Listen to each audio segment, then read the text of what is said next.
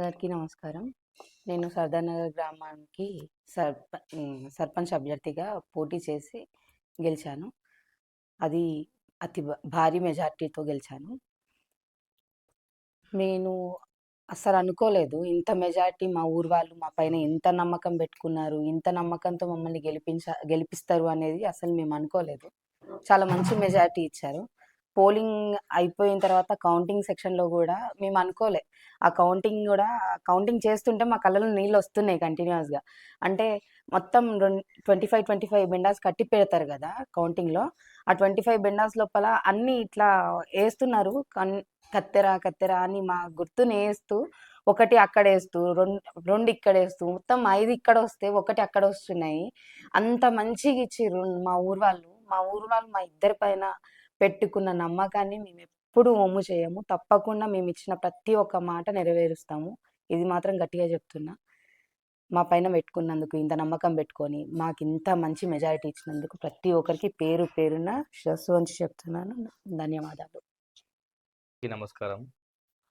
మాపై నమ్మకంతో సర్దానా గ్రామ ప్రజలు అతి భారీ మెజార్టీతో 523 మెజార్టీతో మా భార్యని గెలిపించి మా పైన ఇంకా బాధ్యత పెంచారు. అసలు మెజార్టీ పరంగా చూస్తే మేము అనుకున్నాం కానీ ఇంత అతి భారీ మెజార్టీ తోటి మేము గెలుస్తాం అన్నట్టు ఊహించలేదు.